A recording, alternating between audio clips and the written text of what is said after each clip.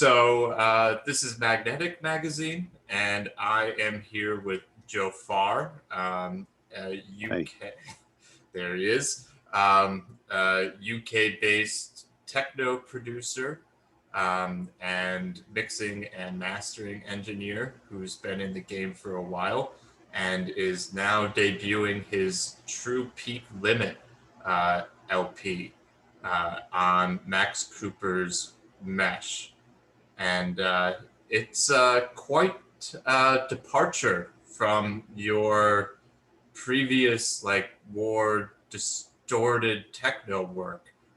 This is way more almost like ethereal and melodic compared to your other work. How long have you been working on this project, and what made you decide that you needed to transform into a whole new moniker? Well, yeah, you say that all my stuff is kind of, more techno and distorted, but I think if you listen through some of the older tracks, there's kind of elements of the more experimental, more melodic stuff in those tracks. But yeah, there's a lot of just pounding techno as well. So I can see how it feels like quite a difference. But for me, it does feel different, but also because I've made all sorts of tracks since I was when I started producing when I was 15 or something. I've made drum and bass and garage, and I've just done a lot of experimenting as well. And for a while before I was in the techno scene, I would just make whatever, just make anything that I wanted to, just not really set out with a goal, just make music and see what happens. So that's always been going alongside my techno releases and my techno career. But it never really gets released, or I've never had a strong enough sort of collection of tracks to do something with it, or I've been just focused on the techno and getting gigs and doing releases. So all the other stuff just got pushed to one side. Yeah, so what were the two original questions?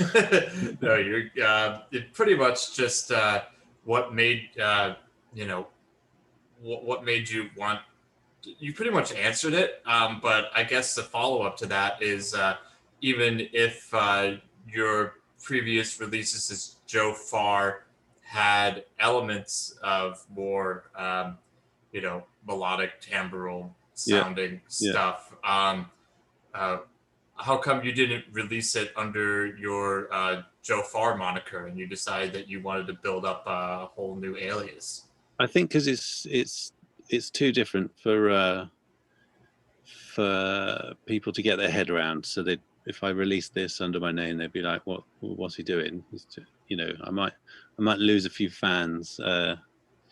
And yeah, I think like diversifying is a good thing, so you can have different avenues to go down. Yeah.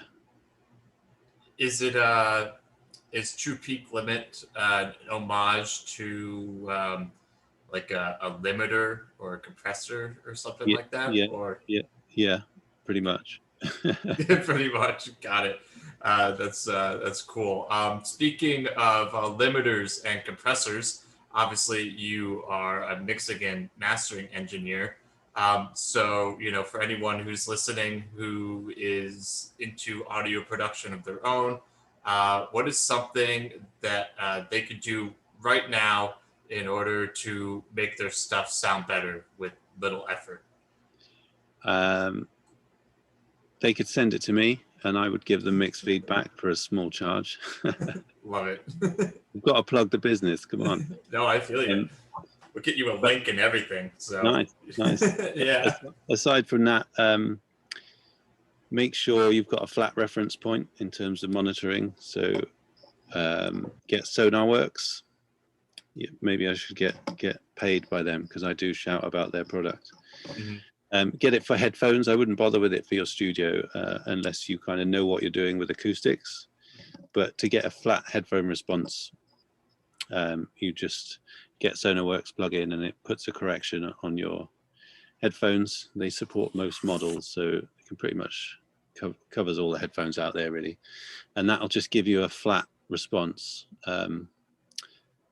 You know, because some headphones vary by so much. You could have like +10 on in the treble, or minus, you know, 8 dB from like 50 hertz down. So you end up putting in an extra 8 decibels on your sub, and then you play it somewhere else and it sounds like shit.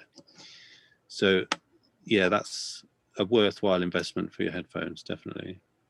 And it's just a VST that loads into like the master channel or something like that? Yeah, Or... it does that, and you can have like a system-wide thing, so all your audio coming out of your machine will run through that. So it's kind of like a sound card interface, really. That's Yeah. really useful. I'm going to have to do that. Yeah, Have you so ever... I did. Sorry. No, go ahead. I did a remix yesterday for someone, and I did it on headphones. I was at home, and so it's always a good test to come into the studio, and if it sounds great in here, I know that A, my headphones are nice and flat, but B, that my studio is nice and flat. So it's, you know, that back in the day before I was really on the ball with all this stuff, that would be the battle, was making it sound good on everything. And if you don't really understand your different environments, or, you know, the way your headphones behave, or what bass resonances you have in your room, then you're never really going to get there. So, and you know, that can go on for years and years. So yeah, get SonarWorks, and then it'll just stop you guessing, and then that'll probably make you realize that your room is acoustically terrible, and then you can try and do something about that. Is there anything... obviously, everyone doesn't have the resources in order to acoustically treat their room. Mm-hmm. And some rooms and environments, you know, just are not very treatable in the Sure. first place. You know, no matter what you do to them, you're going to be left with some deficiencies. However, it seems like that doesn't completely translate into the headphone experience. You said you might have some problems with, you know, things not being flat, with different decibel limits, or different decibels of the different frequencies being, you know, mismatched and whatever. However, you don't have the same, you know, problems that would happen in like a room or whatever. But some people say that you lose a lot of, you know, that reverberance and space when you mix in headphones. Yeah. Is there anything that people could do in order to correct that, or is that like a myth? Or No, you can get, there's a plugin called Can Opener by Good Hertz, and what that does is it has a slider called crossfeed, which feeds some of the left and the right channel across to the opposing channel. So because when you're in a room, you hear both speakers in both ears. Obviously, more on the right is on the right, more on the left is on the left, but you hear the room rather than just 1 and 2. So that can help a lot, and it's quite adjustable. And the thing is, if you're sat in a studio or in a room and you listen to that and then put the headphones on, it's best to try and tweak your headphones to match the studio in terms of the space, not the, you know, not the frequency range. But yeah, that's helpful, because headphones can just accentuate reverbs and delays too much, and everything sounds spaced apart, and then you might try and make it narrower. But yeah, that's a good one. Try that. do you like, unless things are pretty egregious, like in the frequencies, you know, something's like overpronounced in a pretty egregious way, do you think that most like average listeners can really tell the difference between, you know, a good mix and an okay mix? Probably not if you ask them, but they're probably going to go back and listen to the better mixed track. again, whereas the other one they might not, because something might not be agreeing with them and they might not be able to put their finger on it, but it's there, and maybe that will stop them coming back to listen again. Okay. But they shouldn't be there anyway, because the mastering engineer should have sorted it out. That's fair. So as a mastering engineer, there's only so much you can do in order to clean up a mix, though, right? Like you can't just, if you get like a mix that has some significant disparities in the frequencies, like how much can you do in order to make that sound good, or should they just get it mixed? That's quite a difficult one. It kind of depends who they are or how much experience they've got, how much money they've got. Like if you get into a back and forth with them saying change this, change that, and then they do it, but they don't do it how you think they should do it or whatever, it could go on for ages. You're not getting like paid by the hour for that. Like, you know, I do charge extra if someone sends a new pre-master, if it's drastically changed, and I do charge for feedback. But yeah, if you get into those little tiny details with people, it can just go on for ages.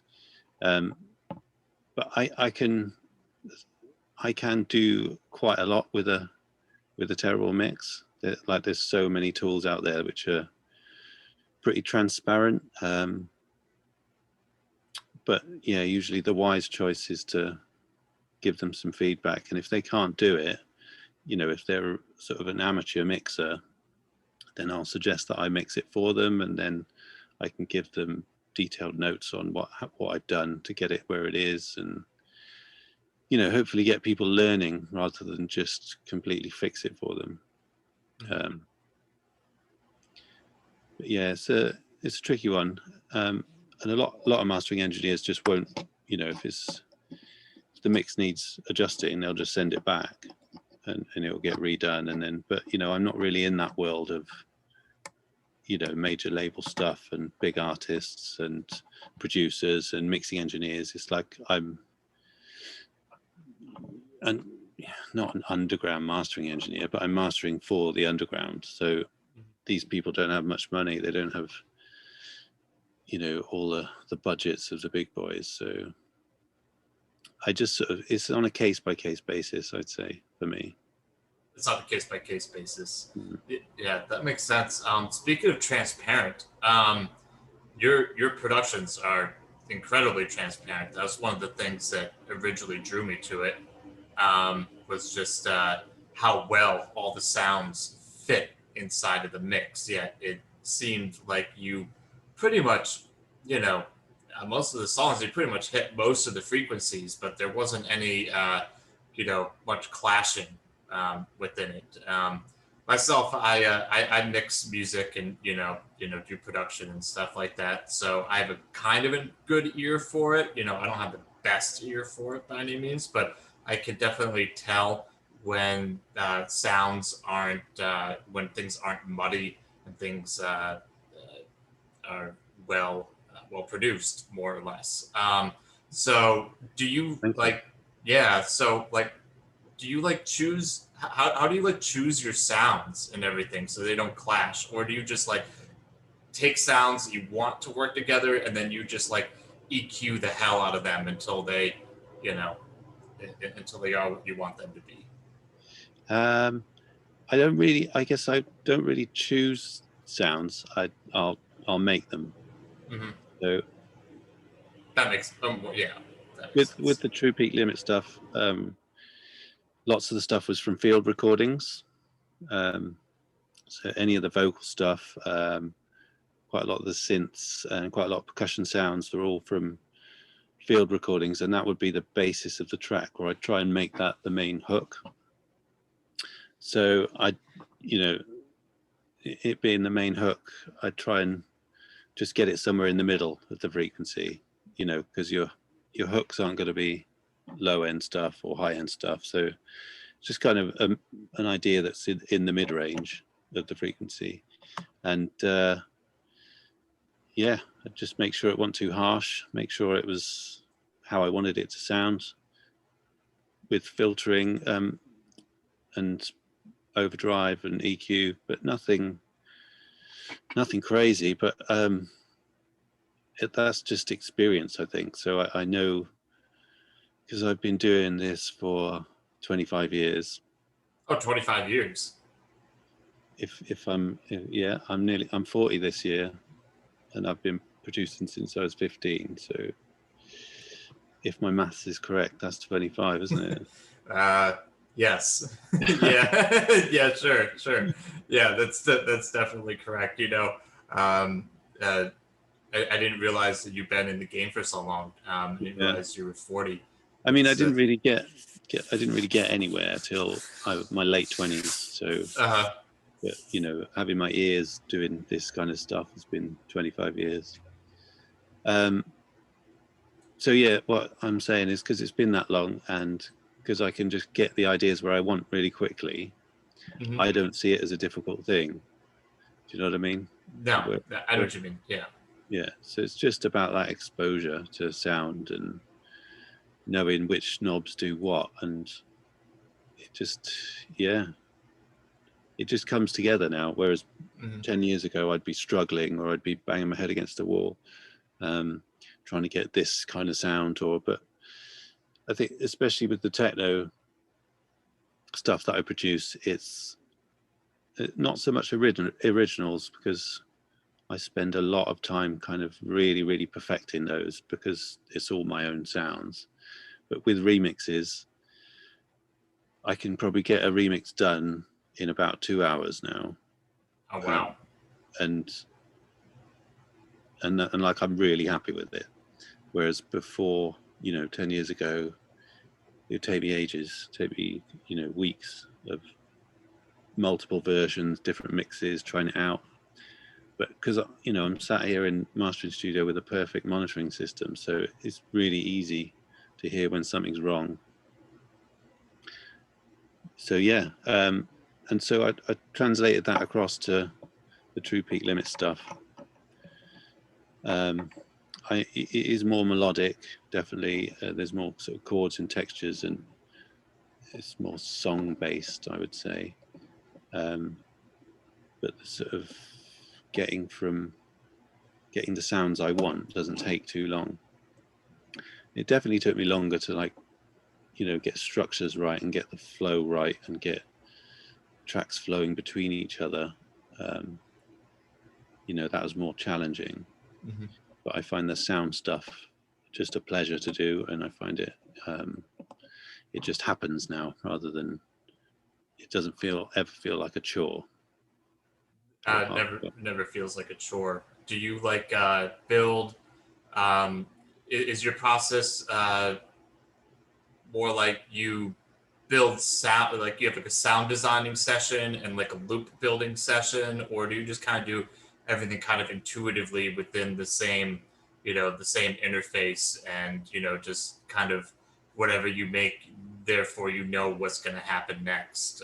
What's your creative process? It's probably more starting with a loop. Yeah, so probably, with techno it's a 2-bar loop. With True Peak Limit it's probably a 16-bar loop.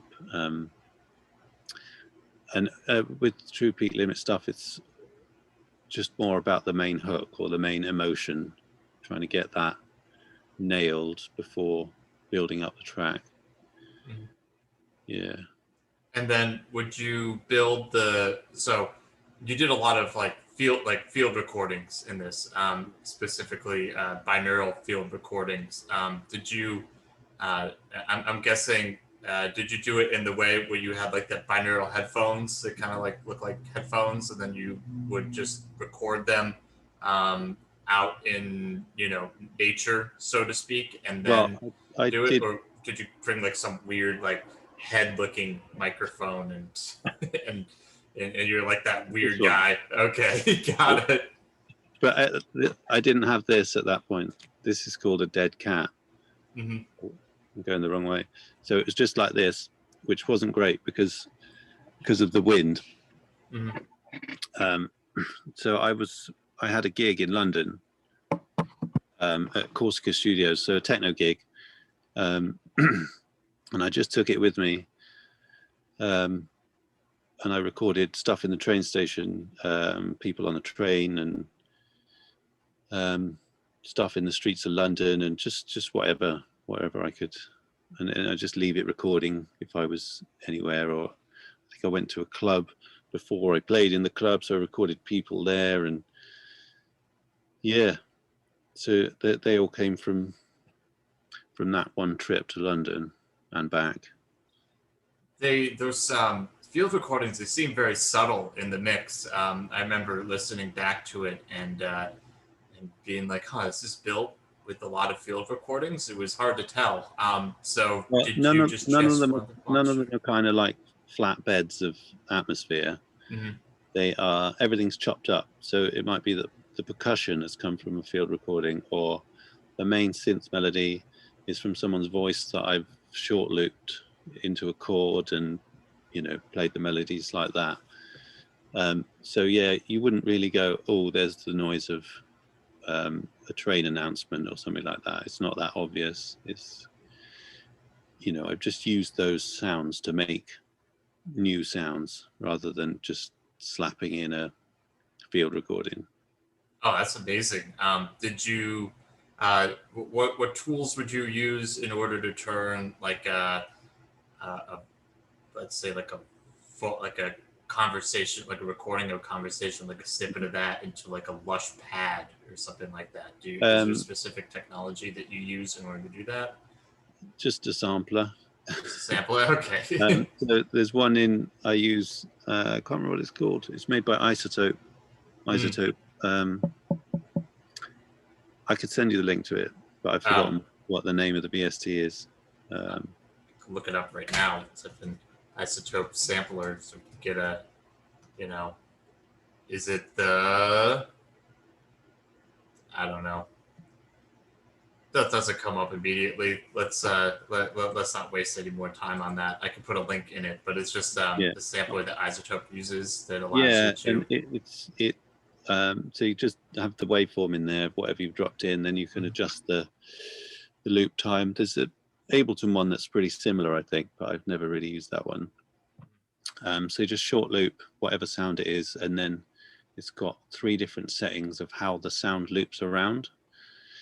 So how it cycles. So if you play a chord of 3 notes, generally they'll be out of time with each other on a sampler. But it's got a button, some kind of pitch flex thing where they all go in time together, so loop at the same speed.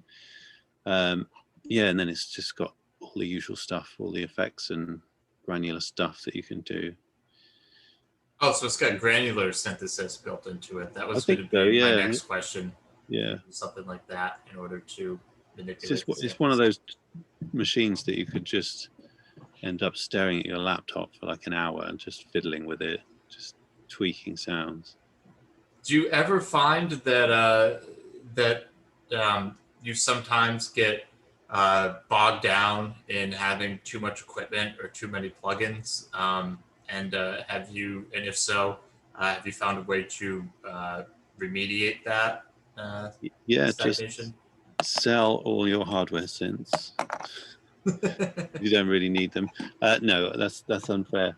I'll just shoot you around to what my setup is at the moment. So I've got a drum machine and a monosynth. Well, it's like a semi-modular Behringer thing, and that's it. So that's just mainly for techno stuff, because, but I do use it for this stuff as well. But yeah, I've had loads of synths over the years, and I just get bored of them. And I'm not really like a synth person. So I wouldn't go, oh, I'd really like a Moog, or I'd really like an Oberheim, or it's like, well, you know, they do that sound and that's great, but I don't want to do that sound because that's what everyone else does. It's like 303s in techno, like, you know, don't get me started on 303s in techno. There's a time and a place for. Let's get started on 303s in techno. Let's shake the tree a little bit. Yeah, you might get in trouble. You might get in trouble. What, the 303 mafia is going to come after you and and feed you to the fishes? What is that? What's gonna happen? Devilfish, yeah. Yeah, I can see that. I just think it's an easy option. It's like get yourself a 909 and a 303, and Uh, you know, the kids will lap it up. But it's just all been done before so many times. And if you're going to do it, you've got to, I think, try something different, or process it in a different way, or buy a different fucking synthesizer. Because it's just, I know music goes in cycles and everything gets copied, but I think that's the 303's just had the life sucked out of it, for me anyway. Yeah, it's been around for. I was looking into it. It's about to have this year is its 40th anniversary. Is it? So yeah, so it's as old as It's you the are. same age as me. Yeah, yeah. That's what's interesting about electronic music to me, is uh, is that it seems very futuristic and modern, and forward thinking. Like people might think that someone who is less understanding of the history behind it might hear it and be like, oh, this is way too futuristic for me or whatever. And you're like, it's been around for 40 years. Yeah. It's not, this isn't, a lot of the stuff that's being rehashed nowadays, especially, you hear like the real minimal DJs, they're starting to play like old tech house and whatever from like the 90s. Not like the tech house that we're used to, but like the not like it'd be the tech house or anything like that, but like that, groovy sort of stuff. And and like a lot of like kids are lapping it up like this is something that's completely new, but it's just old music, more or less. It's amazing how that happens. Are you a fan? Do you have any sort of like retro fetishes, or you just want to just see people just pushing the limit? Like, is there anything that you would like to see people go back to, or do you just want to see forward progress through and through? I guess a bit of both, because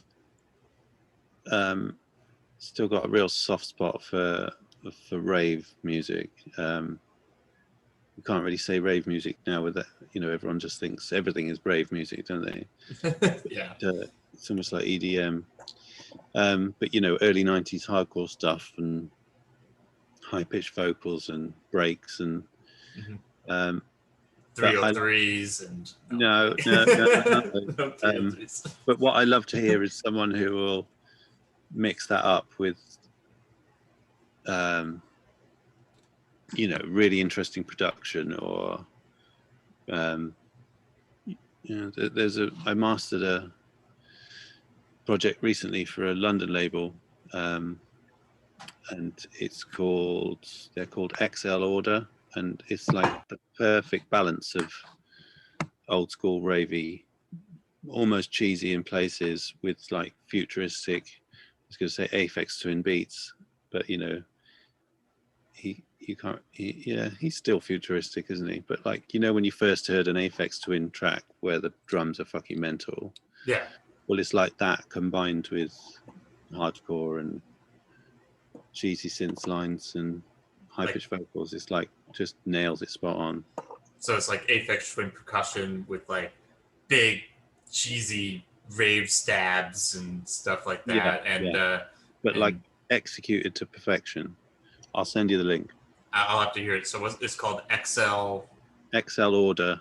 XL Order. Interesting. Are there any other producers that you've worked on that you are able to disclose that you are excited to see come out into the world? Anything that you've heard where you were like, wow, this is pretty fucking special? But I'm shit with names. It's fair. Me too. and I've probably mastered 800 tracks in this last year. 800 tracks. Wow. Maybe something like that. Yeah. Maybe a bit less. Maybe a bit more. but yeah, there's some really good stuff, and because I'm at the more underground side of things, I get to hear stuff that's, you know, not really been, that, you know, up and coming artists, lots of up and coming artists. So yeah, some really good stuff. How did they end up finding you? Well, it's usually the labels that maybe I'm already working for, who lots of new labels, especially from Ireland, get quite a lot of labels from Ireland. And I think I've got a bit of a reputation, obviously, in the techno world. So when someone asks about a mastering engineer, sometimes I get recommended. So, but yeah, and those guys are bringing out, you know, all the young guns banging out bangers. Nice. Speaking of labels, so how did you end up getting hooked up with Max Cooper and Mesh and that whole thing? It's actually quite a long story now. When did I first? We did a remix swap when I did a release for Leisure System, maybe 2016. That's a guess. So yeah, I did a record for Leisure System, and I think it was 3 of my tracks and a Max Cooper remix. And then I did a remix for him. It was like a remix EP. Can't remember what the track was called. But yeah, so we got introduced through Leisure System, or no, I don't think that's right. Actually, maybe I introduced him to Leisure System, something like that. Anyway, yeah, and then just sort of chatted with him on and off over the years and sent him bits and bobs. I did another project with my brother-in-law called Brecken. Oh, that's you. I didn't realize that. Yeah, that's me and the brother Will, brother from another mother. And we did, it's like a mini album. So I think it was seven tracks. That was a couple of years ago now. And then I think we did a remix for Max as well. And then, yeah, I was going to release this True Peak Limit stuff on I've got another label, non-techno label. What's that called? Just It's for called eager audiences. It's called Don't Make Me Think. Well, too bad you're thinking now. They were definitely racking your brain about some things. And yeah, so they asked me for a mix, like a techno mix for their Mesh series. And because I only play my own stuff in my sets, it's quite hard for me to do regular sets because, you know, I have to produce like 20 fresh bangers to do a mix. So I said no, because I had another mix coming out. But I wanted to send them all this stuff, the True Peak Limit stuff, and do a promo mix with that whilst it, you know, so that it would come out on my label and they do the mix, and then, yeah, good exposure, hey. And then they said, oh, we really like it, can we sign it? I was like, oh, right, wow. So yeah, I wasn't sending them the tracks to sign, but when they offered, I was like, yes, please, that'd be wicked. So that was, I don't know, maybe, was that before lockdown? I can't remember. My mind and time is just mushy. You know, the consistent isolation from the pandemic will, and then that mixed with, you know, I imagine that with all the reverb you listen to, there's got to be some sort of brainwashing effect with that. So, who knows? Just washing over you, and you know, it just kind of melding time together. I know I have a hard time with figuring out what day it is sometimes, so I could definitely relate to that. So it seems like you know, you're not really in the with this release. You have this all together as like a whole album. Like a lot of artists are just like releasing singles and EPs, and they're not really, you know, going for the whole album thing Yeah, as much yeah. anymore because it's not as not as friendly for the algorithms to, just put out one release. What compelled you to be like, okay, this was a final thought. I got to put this all out as an album rather than Well, just there piecemealing. were a few more tracks than are on the album, so I kind of left that to Max to decide whether it was album worthy, really, and for him to sort of help with the track order and see which tracks we wanted to drop out. Yeah, so it's kind of a bit of a team effort on that one, I'd say. And yeah, I could, because I only ever do EPs or remixes. It's all individual tracks or a couple of tracks, or I do various artist things, on the techno side of things. So it was just like, well, yeah, let's do an album. Why not? Why wouldn't you? I didn't know there was algorithms that were gonna fuck me up and my success, but never mind. Well, they'll like a lot of for instance, you're probably familiar with Bicep. Most people are nowadays. They kind of took a page out of the book of I believe the Chainsmokers, where what they do is they'll release like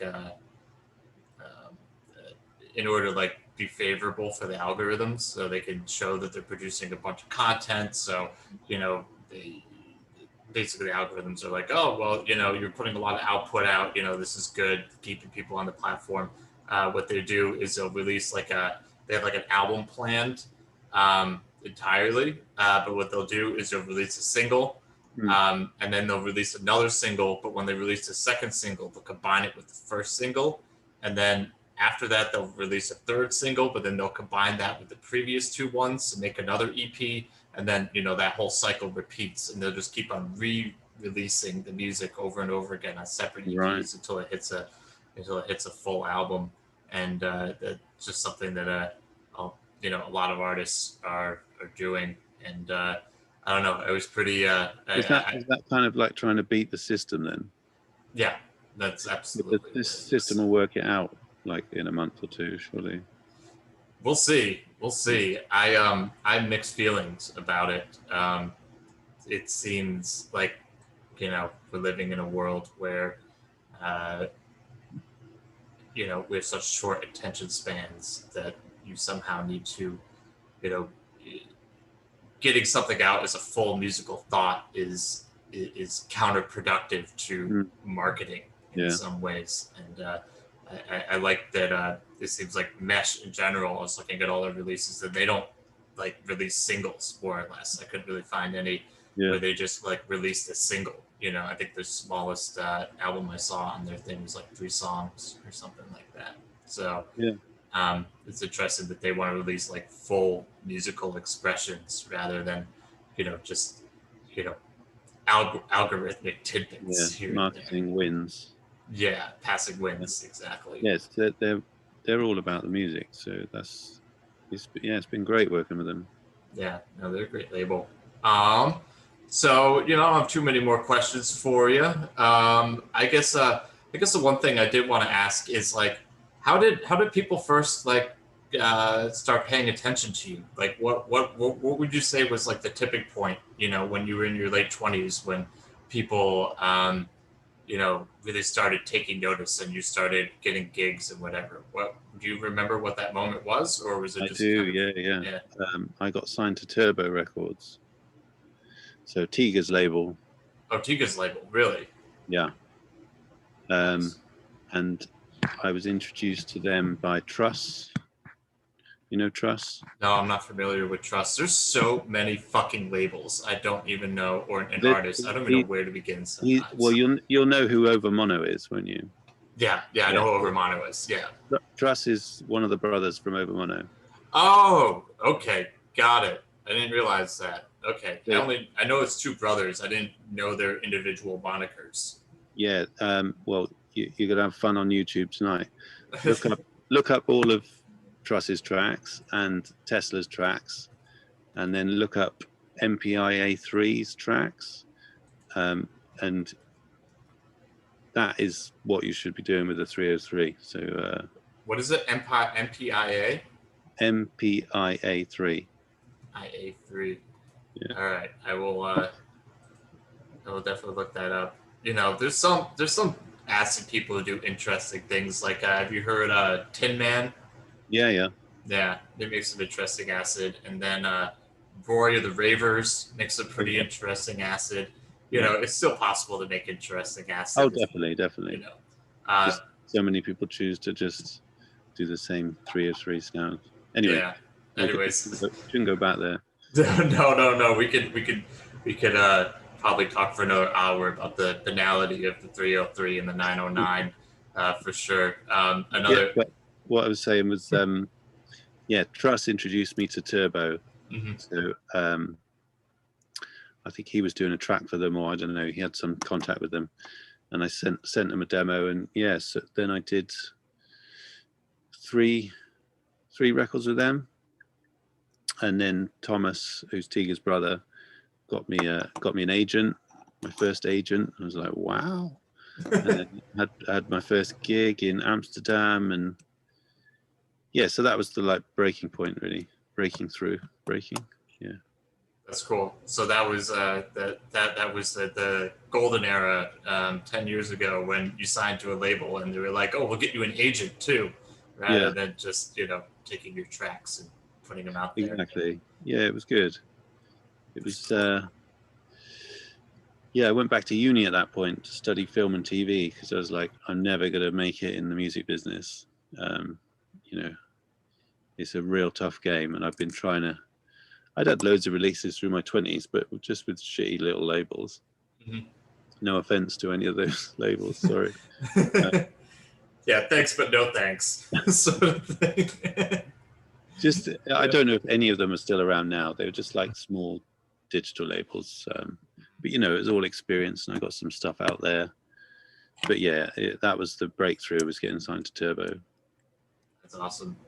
So, assuming that the pandemic is going to lift here sooner than later, it seems like.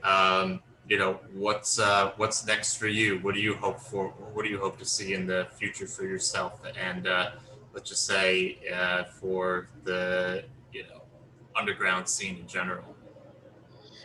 Well, I've actually got a booking for September, 5 miles away from my house. Convenience. I live in the middle of, well, not the middle of Wales, but South Wales, in the Brecon Beacons, which is like a national park. And promoter friend's brother has a farm over the other side of the hill, and it's an ex-farm, so it's like a wedding venue. Mm-hmm. You can hire it out, and his brother's hired it for the weekend, so I'm gonna go play there. Fingers crossed. It'll be outdoor, so I reckon it will happen. Nice. But that's like my first taste of gigs again. But I don't know. It's kind of, I just felt like, oh shit, that's over. I just for the first 3 months of the pandemic, I was like, it'd be fine. I'll be doing gigs again by August, and now it's nearly the summer after, and I've just started to think that's that. Like, probably not going to have gigs again. Like, how is it ever going to be even possible? Yeah. Clubs will be like the last thing on the list, and probably going to have a COVID passport. And now that Brexit's happened, we're going to have extra visas, or we're going to have to pay. I don't know. Who knows? So not positive is the summary of that, I would say. But then again, playing in London would be great. Corsica Studios I've played there, I don't know, every year for the past maybe 10 years, 8 years. Usually for Them, who's another wicked label you should check out. What's it called? Them Records. Yeah. Making this very SEO friendly. Oh, there it is. Never mind. Yeah, they'll be there. So I'd love to go and play back there again. But yeah, just like the thought of getting on a plane, it's pretty crazy. Yeah, it's pretty crazy feeling. We'll see what happens. yeah, it's just a shitter, isn't it, for all those little clubs and venues and staff. And Hmm. you know, I'm lucky that I had a backup plan. You are very lucky. I wasn't expecting it. I was expecting it, you know, expecting the backup plan to be for when the gigs stopped coming in, not for when a pandemic fucking took the world over. But yeah, You never know what 1 in 100 year situations hold. So yeah, everything's kind of a mystery. But I got to say, it's pretty amazing that you had that backup plan, because there's a lot of artists who were just kind of left out in the cold yeah, when it happened, and then a lot of them would go and do incredibly irresponsible things, like go play illegal parties in Tulum or something yeah, like that. yeah, yeah. And it's good that you had this option, rather than feeling like you had to go you know kill someone's grandmother or something like that. So, it's pretty. It's great that you had that. So yeah, we've been On that talking. note, On that note, is there anything else that you wanted to? Yeah. On a more positive note, rather than talking about the COVID situation in Mexico, what is there anything else that you wanted to talk about, or anything? Anything else that just you really had to get off your chest? You got some manifesto you want to read? I don't know. What do you want to do? I think I'm good. I mean, I've done the 303 rant, so that's Okay. yeah, yeah. Go listen to it. See what you think of the album. I got more techno coming out as well, so yeah, stay positive, I guess, is the final note. Yeah, I think that's all people can hope at this point. I think you know let's hope for a third summer of love here. Who knows? Just nicely. But with less acid. Yeah. So, anyways, Joe, thanks for taking time out of your day to discuss your new True Peak Limit EP. Carriages is out on Mesh Records on the 13th of May, and it's awesome. I'm anyone who's a fan of more like melodic, experimental, but still, wholly accessible stuff is gonna love it. So, Thank you. thanks again, Joe, and we'll talk. Been a pleasure.